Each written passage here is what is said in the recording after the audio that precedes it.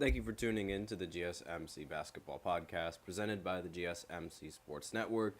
I am your host, Nelson, here on this wonderful Tuesday afternoon. I apologize for how late I was to getting over here, but it was my internet was really slow. It wasn't really working for me, so I just waited a little bit until I felt a little bit more comfortable while on the streaming.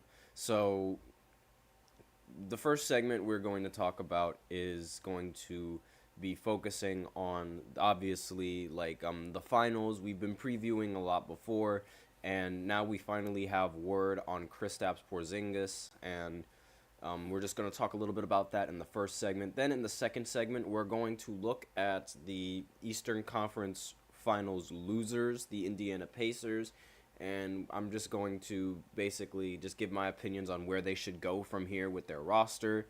Then in the third segment, we're going to talk about some of the huge differences in money with this league compared to a lot of other leagues because of recent free agent signings in different leagues. I'll explain a little bit more of that in this third segment. Then we will go into the fourth segment where I talk about the San Antonio Spurs, given that they are a new favorite in the Western Conference, having a brand new rookie in Victor Wembanyama, obviously being associated or being the team that is responsible of mentoring and coaching this young prospect is going to get a lot of attention from the media as well as a lot of attention in free agency. So we're just going to talk a little bit about that. We also have a special fifth segment, so be sure to stay tuned for that after the fourth segment where I reveal the fifth segment, so be sure to stay tuned. Before I begin, I'd like to remind everybody to please use the link in the description to get your comments recognized, or the link displayed below the ticker on every single show segment. That is gsmcpodcast.net. It really helps the show, makes the show much more interactive between myself and you guys, and we can go right ahead and talk about the first segment, which is going to be all about Kristaps Porzingis. And the reason why it's going to be all about Kristaps is because he's played on both the Dallas Mavericks, the team that he has to play in the finals. He's played on the Knicks, the team that the Pacers ended up beating in the semifinals, and now he is on the Celtics, where he's playing in the NBA Finals. Now, the fact that Kristaps, he was out for a majority of the third playoff series, as well as some of the second playoff series, for whatever reason it might be. It was mainly due to injury, but he did sit out in Game 4 of the previous game against the Pacers, simply because he didn't want to avoid any further injury in that series, which would have prevented him from playing in the first game on Thursday night, which brings us to this question in the chat from Lil Fettuccini. He's asking who's taking the game on Thursday night, and I mean, now that there's Kristaps in the rotation, and now that he's back in the starting lineup, there was a little bit confusion coming in from me, and I was worried on some parts of the game where it's like, okay, I mean, there's a possibility that the Celtics, regardless whether they have Kristaps or not, are going to end up winning in Game 1.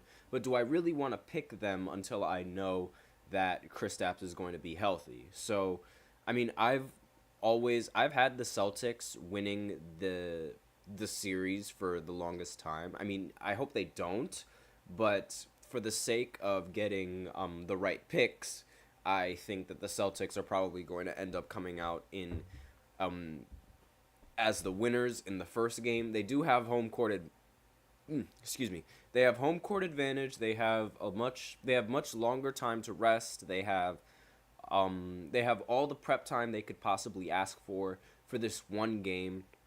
So I think they have the best chances of winning Game 1 and starting out the series rather strong.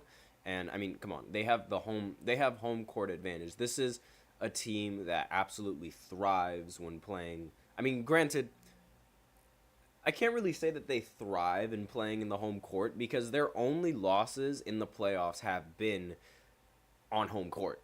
So it's a little bit like, again, but then most of the time they've gone undefeated in game ones. So I think game one is definitely like their best chance of winning a game in the series. If they are going to win at least one game, it's probably going to be the first one. And like I also see, like, throughout the rest of the series, now that they have Kristaps, I do see them completely utilizing their all of the assets that they could possibly have in the starting lineup. We didn't really get to see much of that in the previous, I guess you could say, playoff series, but the players that came off the bench, mainly Al Horford, he made most of his minutes count. He became the oldest player to hit 7 3-pointers in a single playoff game, which is very impressive in of itself. And obviously, being a big man and that is known for his jump shot, it's a very rare skill in the NBA. And the fact that he's as old as he is while still being able to provide some sort of impact for the Boston Celtics, it's nothing short of impressive. Definitely something that they needed from him. And it's like, really, what more can you ask? Like, there's really nothing more that you can ask from him, given just how impactful that Al Horford has been throughout the majority, especially when Kristaps has been injured for most of the series. Now, given that Kristaps, it's been a while since he's played, there's also the possibility of him being a little bit rusty going into the finals series. Now, this is sort of like the big problem that I have with with these games, and the fact that it takes so long for the next playoff series to start.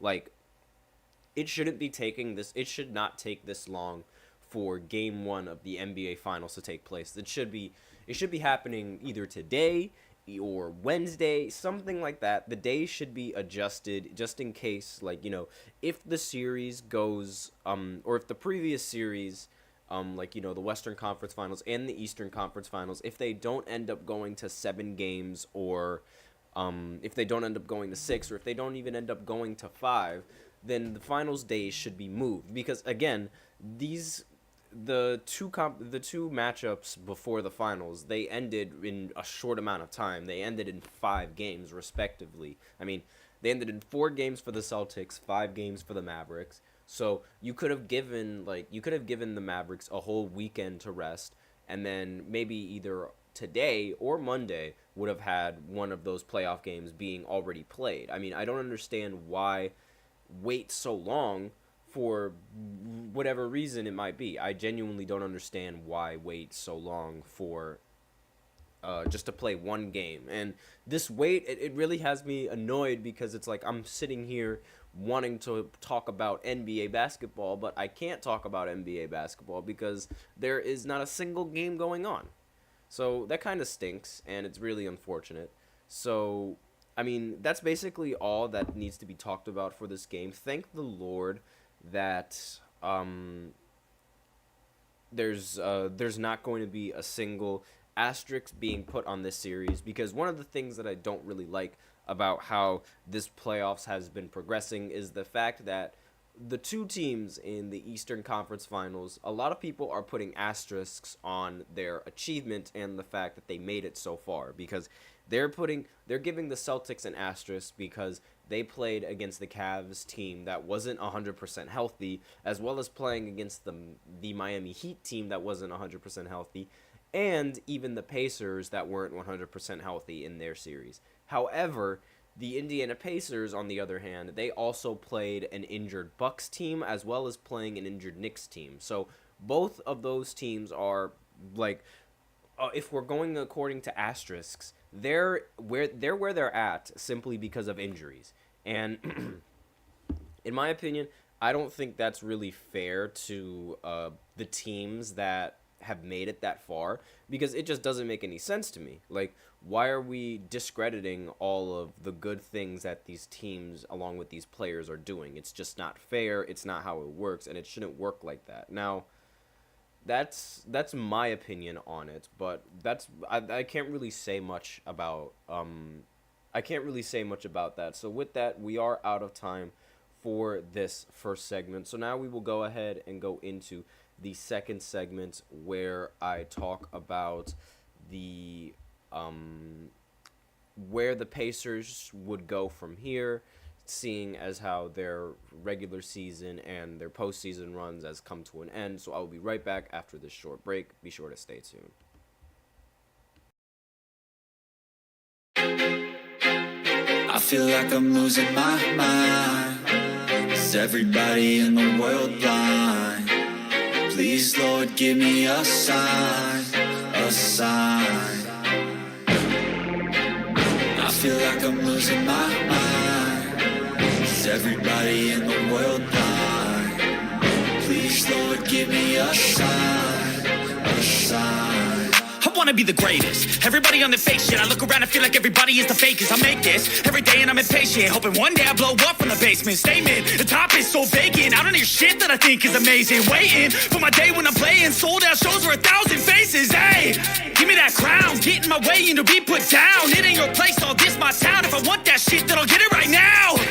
I'm losing it, the noose it fits. I'm losing shit, a stupid myth. You choose to live or choose to dip. You choose to fight or lose your grip and lose a gift.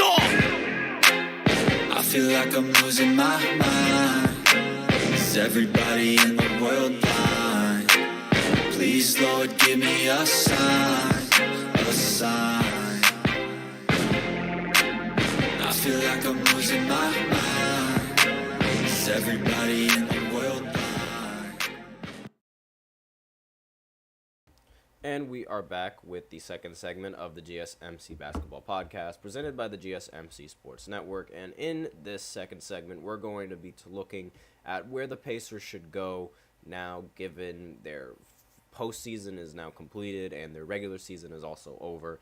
So before I begin, I'd like to remind everybody to please use the link in the description to get your comments recognized, or the link displayed below the ticker on every single show segment. That is gsmcpodcast.net.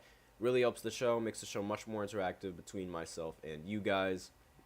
And with that out of the way, we can go right ahead and get into the second segment. Actually, before I get into this second segment, I have an interesting question for all of you guys in the comments. Let me know.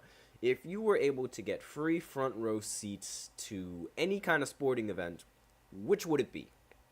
Now, it could be, a Game 7, it could be the Super Bowl, it could be a World Cup, Olympic game, Final Four, WNBA finals, college finals, like for women's Final Four, World Series, Stanley Cup, the college football playoffs, and college football finals. Which one would you like to go see? Me personally, I would like to get front row tickets and front row seats to the Super Bowl, because the Super Bowl is going to be between some random AFC team and my New York Giants. I am totally kidding, by the way.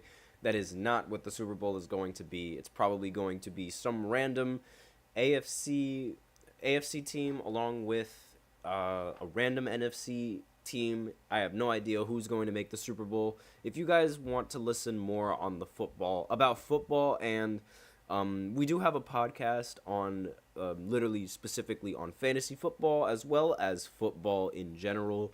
And one of the hosts for the host for the football podcast is Kenneth. So I definitely go recommend watching the football podcast on your free time whenever you guys have it. But for this segment, let's go ahead and break this down. So the Pacers, they had like I've said before in the previous segment, they finished the season and the postseason with a little bit of an asterisk on their accomplishments, mainly because the team, they've been playing mostly injured teams. I mean, they played against the Bucks, where the Bucks didn't have Giannis at all, and they didn't have Damian Lillard for half of the series.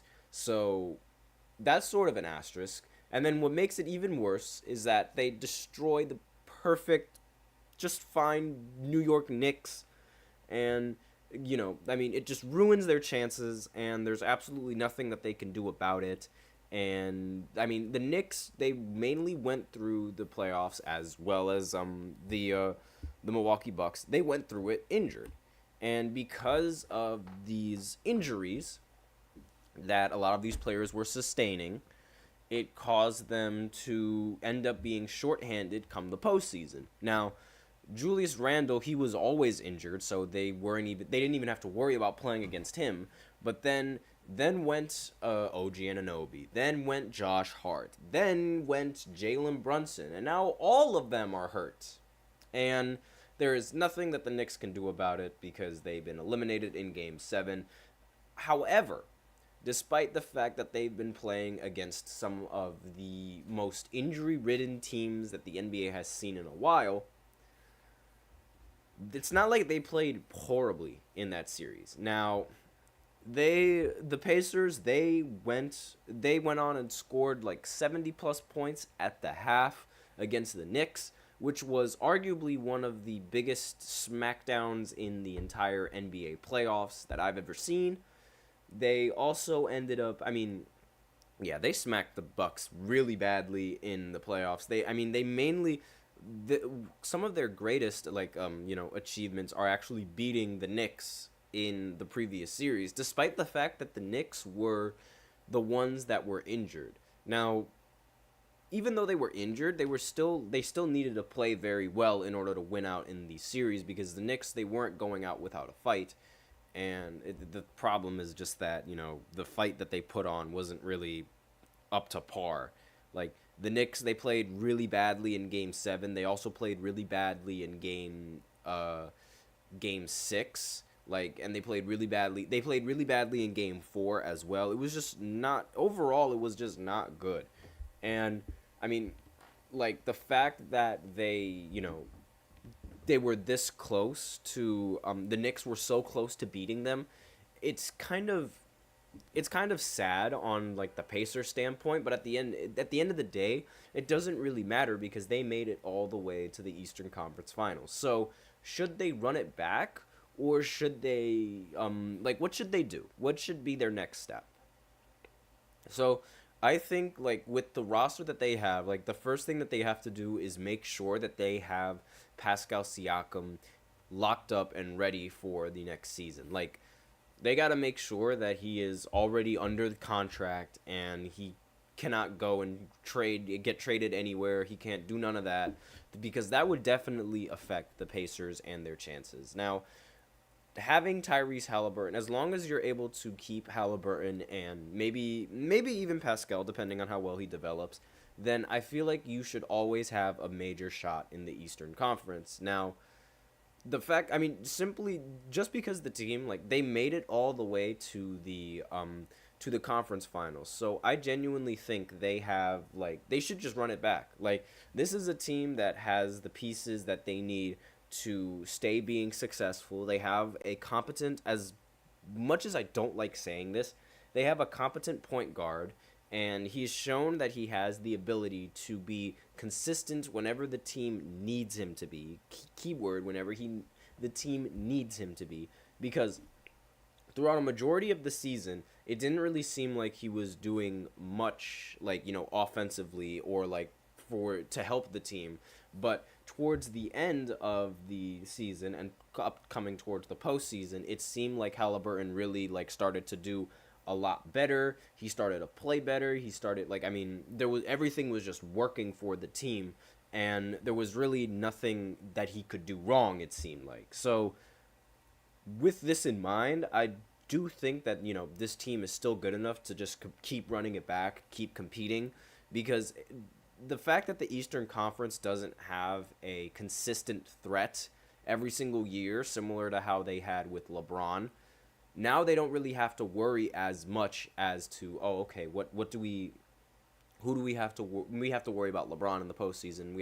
You will always have to worry about the Celtics. That is going to be the one consistent team that you will always have to worry about. But other than that, there isn't really many other teams that can really pose that big of a threat against either your playoff spot or what you've been able to do in the postseason. I mean, again, the only team that can really compete with them is the Celtics and the New York Knicks whenever they're healthy. But I mean, they've shown that they can, even like you notice how I don't mention the Bucks, but like I would mention the Bucks. However, that team in the regular season, they lost to the Pacers 4 times. So and this was when they were healthy. So I can't really say that the Bucks are guaranteed going to be able to compete against the Pacers in the postseason, given how they played them in the regular season. So that's basically all that I have to say about the Pacers. They just have to run it back with the same team that they had and really just, get ready for the next season, because that's going to be that should be one of their stronger years now that they basically have an entire system in place. So, and now that I almost forgot, but they were really, really close to winning game 1 and game 4 of the Eastern Conference Finals. Like, they came really close. They didn't end up winning, but a lot of their games were really close. And like, if that's really like how you go out, especially when you don't even have one of your best players on the team for game 3 or 4, that's not a bad way to go out. So with that, we are out of time for the second segment. So now I will go ahead and go into the third segment, where I talk about the crazy money disparities in NBA basketball. So be sure to I'll be right back after this short break. So be sure to stay tuned for more. Looking for your daily fix of sports talk without having to pay for it? GSMC Sports Network is available on YouTube. Just search GSMC Sports Network. Get your fix of daily sports talk shows on YouTube, absolutely free. NFL, college football, NBA, MLB, MMA, UFC, fantasy football, and so much more. GSMC Sports Network has shows running all day long, with new sports shows starting every 2 hours. Just like on your favorite cable sports channel, except GSMC Sports Network is absolutely free. Just search GSMC Sports Network on YouTube to catch one of your new favorite shows, like the GSMC College Football Podcast, Chip Shot Football Podcast, Hoops and Heels Women's Sports Podcast, GSMC Basketball Podcast, and so many more. Check it out for yourself. GSMC Sports Network, now available on YouTube absolutely free. Search GSMC Sports Network on YouTube right now.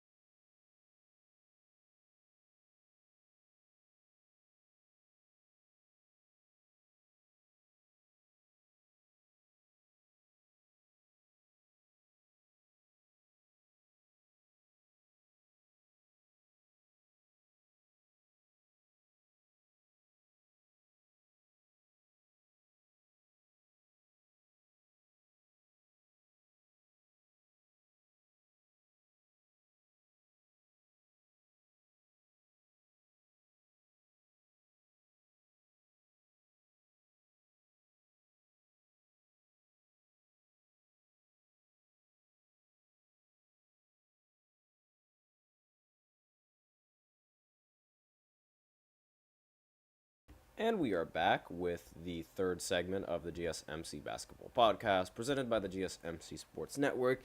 And in this segment, I just wanted to do, a little bit of a segment talking about money in basketball.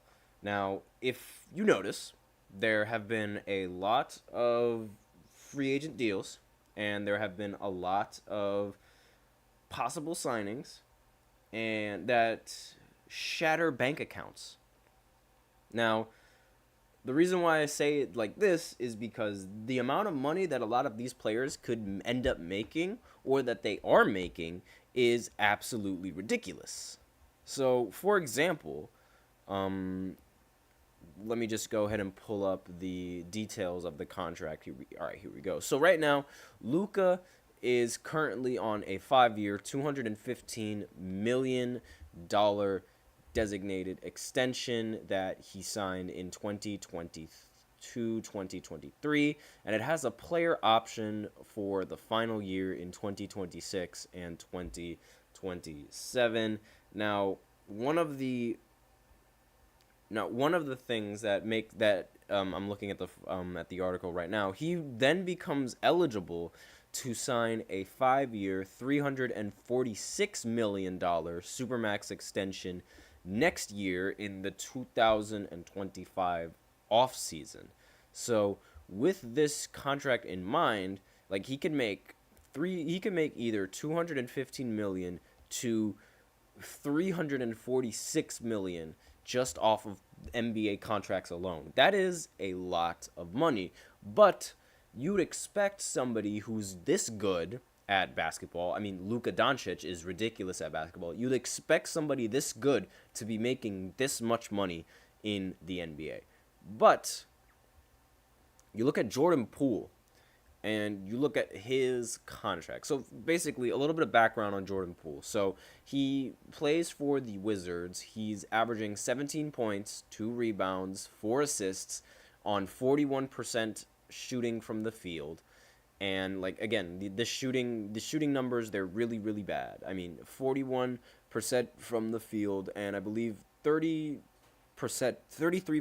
from 3, which, I mean, given how 32% from 3. Given what the situation that he's been on before, and given the way that he's played on other teams like the Warriors, it's kind of bad. Like, his performance is really it's not something that was expected of him. Now, let me just go ahead and pull up his contract details, and he is one of the most paid players on the Washington Wizards, and he signed a 4-year, $128 million contract, and like, again, that's just how much money he's going to be making with his entire time on the Wizards. So with all of this, so this is a lot of money. Like, this is just a ridiculous amount of money for somebody who's only averaging 17 points per game, especially when you take into account the recent contract that was signed by Justin Jefferson. Now, Justin Jefferson is a rookie wide receiver for the Minnesota Vikings, and he's arguably one of the best players in the NFL. And to be fair, he's essentially right now he seems to be the best player that isn't a point guard, which again, it's really, really good when you look at the rest of the the ratings and the amount of money that the rest of those players are making. I mean, being considered to be one of the football is a very team sport. There's a lot of players on just one team, and there's a lot of different positions. So being named the best non-quarterback in the NFL means that you must really stand out, especially at the wide receiver position, where there's a lot of really good receivers that are out there in the league. But so Jefferson, with all that in mind, with all his, and for all of you guys who actually pay attention to football, you guys know how good Jefferson really is. He's making $140 million on his 4-year contract extension. So $140 million, that is only, if I look at the rest of the numbers, that is only $10 million off of what Jordan Poole is making. That is the difference between money is, it's not all that much. I mean, $10 million is to us it seems like a very huge jump in money, but in terms of contract deals and with how this contract is structured, it's more or less he's making a lot of money, especially considering that is the contract that we're looking at, 4 years, $140 million, belongs to the best non-quarterback player in the NFL. Meanwhile, $128 million, which is literally $10 million less, belongs to one of who, well, a lot of people consider him as one of the most unproductive point guards in the NBA right now. Like, he's that level of bad. Unfortunate as it is for Jordan Poole, that's how bad he's been playing, and that's how bad he is in the regular season. That's how bad he's been, and it's really surprising how Justin Jefferson is only making like $10 million more than Jordan Poole. Like, when you think about it, Jordan Poole should be making so much less than what Justin Jefferson is making, and it's like, again, it's just the fact it's like, how are they making so much money? How is he making so much money compared to the NFL? And I'm honestly very surprised how the NBA's like the amount of contracts that the NBA has offered to some of these players, like the contracts that they can get it's amazing, like how much money they can acquire in all of these contracts. It's really like, it's kind of annoying when you look at how often they play the games and how they're literally looking to skip some games. But, aside from that, it's really ridiculous just how much money these athletes are making. So, I mean, the fact that Jordan Poole, is one of the highest paid guards in this league, despite his numbers, it's really like, it's ridiculous. And it's guaranteed money. Like, the amount of guaranteed money that he signed for was crazy.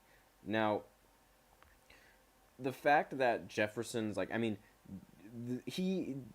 think about it, $35 million per year. That is how much money he will be making every single year. So that is $5 million less than what Jordan Poole is going to be making every single year. And for it to just be $5 million less, it seems like there's like, it doesn't sound right. I don't know if that makes any sense, but it just doesn't sound right to me, because it's like, again, this is one of the best wide receivers ever that, now he's in conversations of being one of the best to ever touch a football.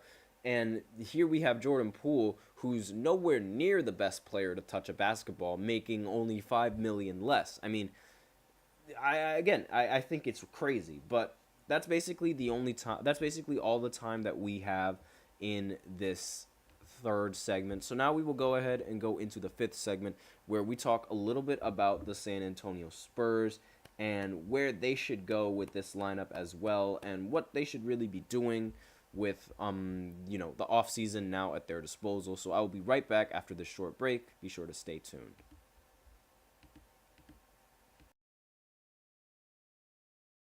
For the best and latest podcasts available anywhere, go to the podcast app on your cell phone and type in GSMC to access free content-rich podcasts on health and wellness, book reviews, sports, entertainment, relationships, social media, movies, technology, finance, and even weird news. Subscribe and download the GSMC Podcast Network's family of shows, available everywhere podcasts are found.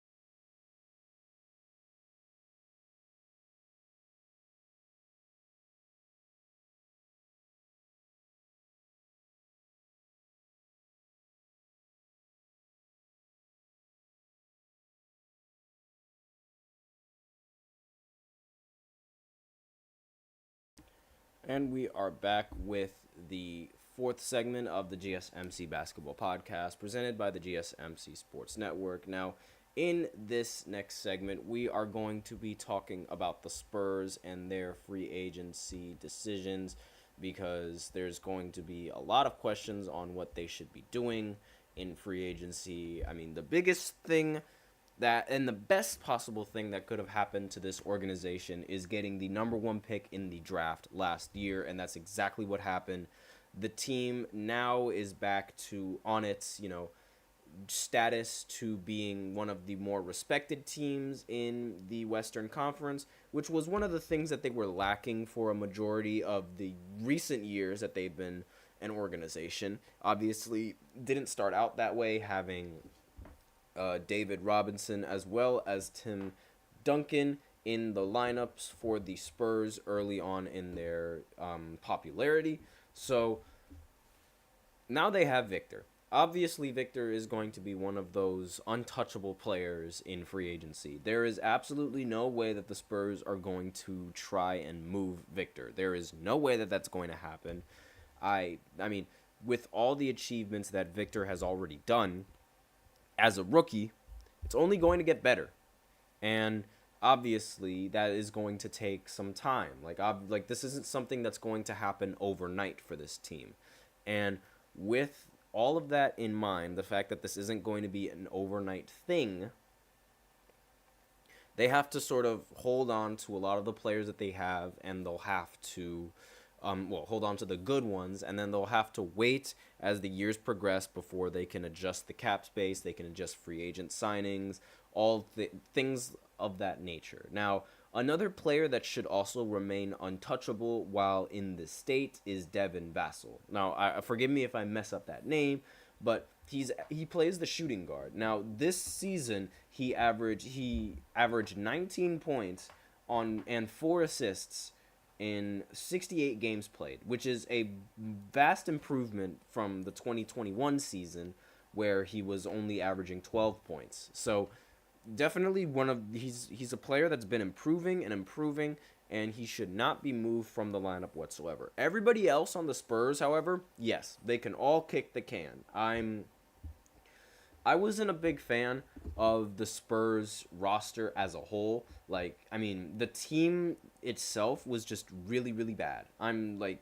Everybody on the team did not seem like they saw Victor Wembanyama wide open under the basket, even though he was 7 feet tall. And until they started giving him the ball, it didn't really seem like the Spurs had much success in their offense. I mean, it was only towards the second half of the season where the Spurs team, as a whole, they started giving Victor the ball, and they also started to play a little bit better as a team, especially with Victor getting a lot better defensively. And that's something that was, it's not really an underrated part of his game, but considering how he didn't win the Defensive Player of the Year award, I think it is somewhat underrated now, because they keep overrating Rudy Gobert's defense, despite the fact that Victor Wembanyama literally provides some ridiculous kind of value for the team. Now, who should the Spurs try getting? Well, one of the easiest things to think of is getting a guard that can play make, can be a very solid second option, doesn't necessarily have to play the defense, but can facilitate the offense, handle enough of the offensive duties, as well as, score, pass, do everything that a point guard should be able to do. And quite frankly, there's no other point guard that fits the scenario better than Trae Young. I mean, if you think of how good Trae Young is with just any other center, you give him Victor Wembanyama, who is arguably one of the best defensive centers as a rookie that the league has ever seen, and is arguably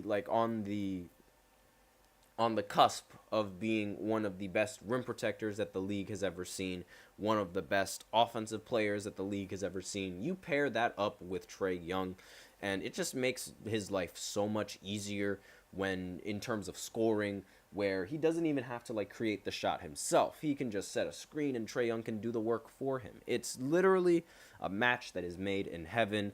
However, the biggest problem here is if the Hawks are willing to trade. Now, I would say that DeJounte would seem to be a better option. However, DeJounte previously played on the San Antonio Spurs, and it doesn't really seem like he has any plans of going back there. So, with that in mind, I genuinely do not think that I don't think that that is a very good spot for him. That's just in my opinion. I mean, it would be very odd to see him traded away from the Spurs and then traded back to the Spurs. It just doesn't make any sense to me. It would be very odd.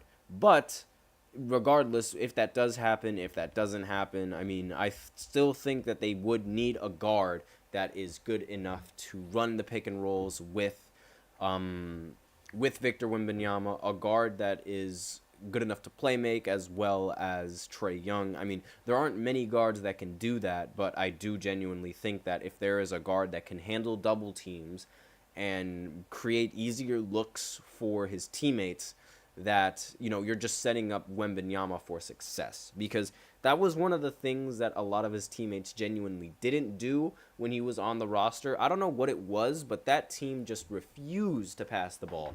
And it was very, very apparent, especially when you were, like, watching it from the perspective that, okay, so the team is really bad. Like, even if you didn't watch it from that sort of perspective, you would see that, like, for some reason, the Spurs, they were just making things a lot more difficult for themselves than it needed to be. Like, one of the things that they kept doing was they just kept taking these difficult mid-ranges when they could have just dumped the ball down low and given it to Victor.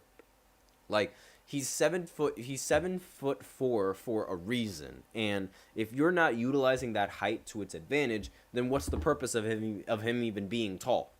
Like, that it wasn't working, and it boggled my mind, because it was like, how on earth is it that he is 7 feet tall and you can't make it work for anything? It just didn't make any sense to me. So they just need to fix the overall offensive they need to fix the overall look on offense, and like what kind of shot attempts they actually try to get while they're on the offensive side of the ball, because the fact that they don't is like, it was really concerning, at least for me, because it's like, how on earth can you how on earth are you the ones like trying to win a basketball game when you're just not even utilizing your players to the best of their ability? It doesn't make sense for me.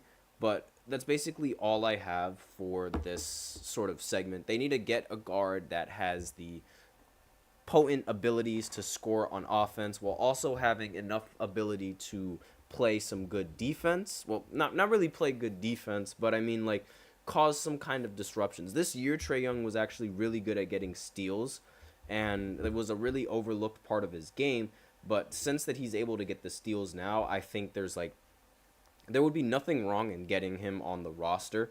And on top of that, I mean, like, it seems like the Hawks are looking to trade him anyway, so it would be really useful to just have him on the roster whenever they need him. And I mean, they can't get DeJounte because now, like, you know, DeJounte doesn't seem like he wants to be on the Spurs, which is a little bit unfortunate for them. But aside from that, they have a really good option with Trae Young, who is the better option of, like, you know, between the guards. Like, he's a better individual guard than DeJounte on the offensive side of the ball. But all around, like, the all-around style of play is what DeJounte has an edge over. And if that's going to be the only thing that's, like, really going to bother between picking DeJounte or Trae Young, then I think the option should be picking Trae Young, because you already have defense with Victor. Like, Victor would be able to defend the paint against roughly anyone, and you're really looking for offense now if you're the Spurs. Like, if you're at the point guard position, you need to be able to play offense, and that's something that the Spurs are desperately going to have to look for. So, and not only that, there aren't many guards in the draft class that they could draft. I mean, if they are going to pick someone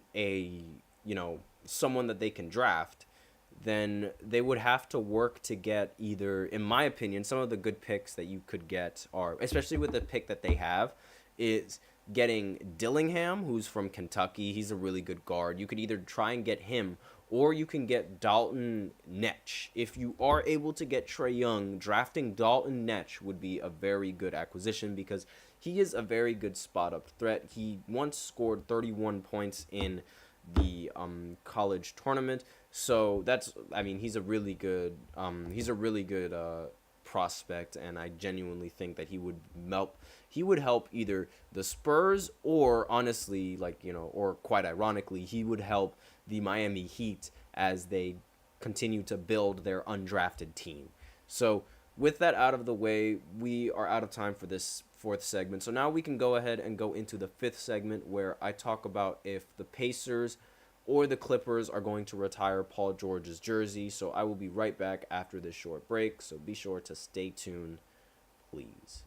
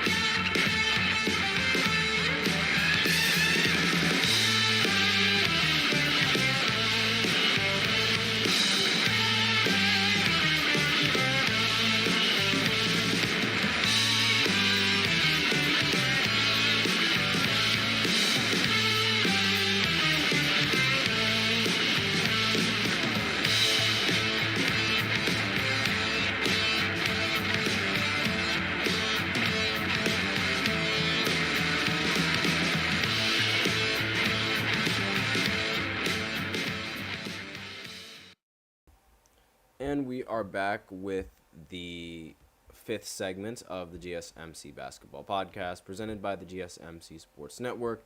And in this fifth segment, we are going to be talking about the possibility of the Clippers or the Pacers retiring Paul George's jersey. Now, the reason why this has come to my attention is because Paul George brought this topic up on his podcast. He was talking about how he felt like the Pacers or the Clippers should retire his jersey.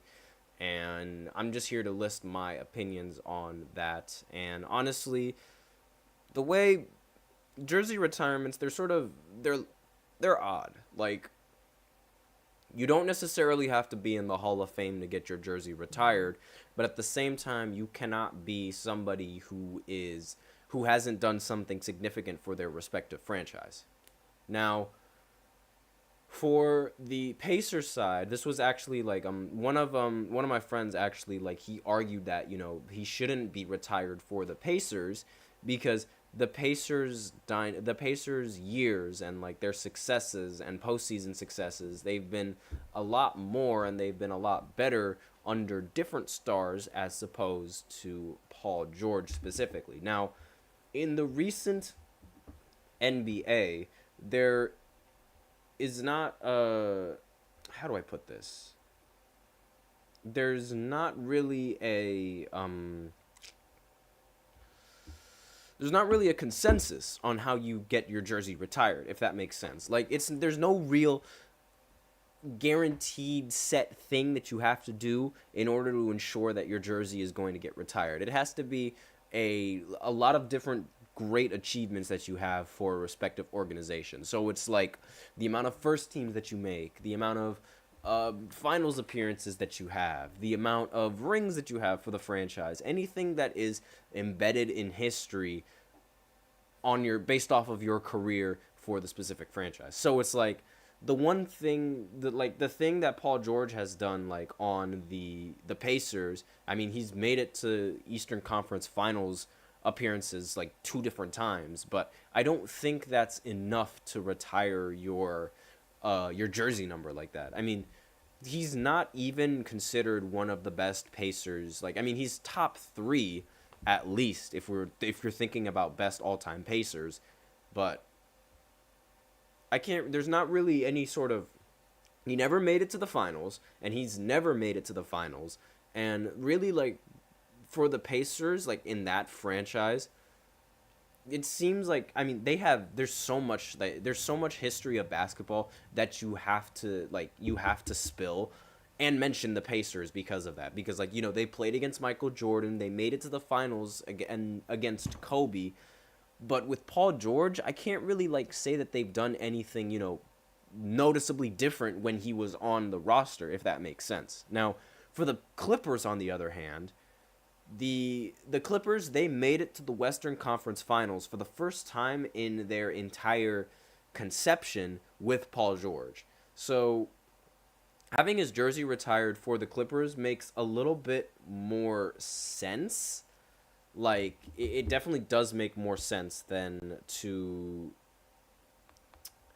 have the Pacers retire Paul George's jersey. Like, I'm just trying to think of any other scenario where some of these players, they have their jerseys retired, but they didn't really do anything considerable. Like, I know for a fact, like, the only superstar that is most likely going to get his jersey retired and hasn't really done much for the organization, aside from one thing, is Kawhi Leonard and the Raptors. Like, Kawhi and the Raptors, there was only 1 year of Kawhi on the Raptors, but in that 1 year, he won them the championship and he won the Finals MVP, which is literally the only championship that the franchise has ever won.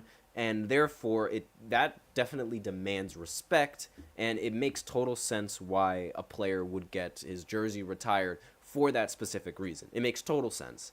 Now, losing, however, in the finals, it doesn't make, like, the most complete sense. Now, it only makes sense if that is, you know, the first finals appearance of your entire franchise's history, but I mean, you know, Paul George, he's never made it to the finals. Now, I don't really...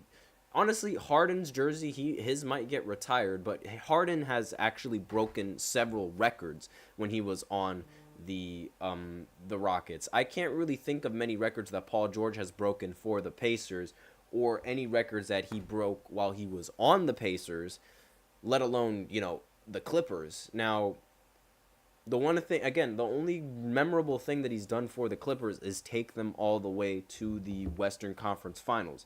And that was basically it. I mean, like, there's not really... So, I guess let me know what you guys think in the comments. But I personally think that, you know, the Clippers, they should retire his jersey because, like...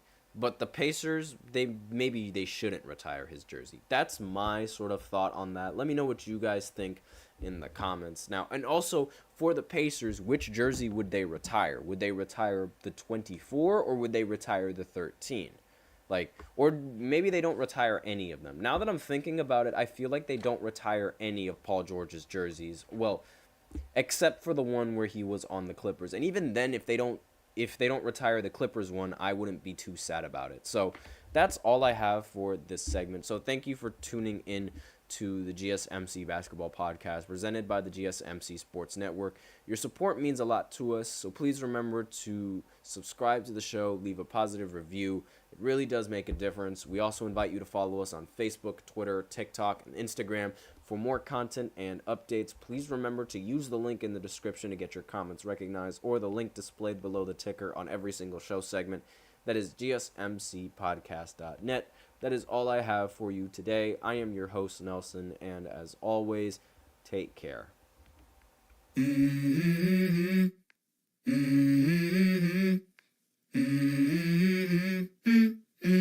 Let's go.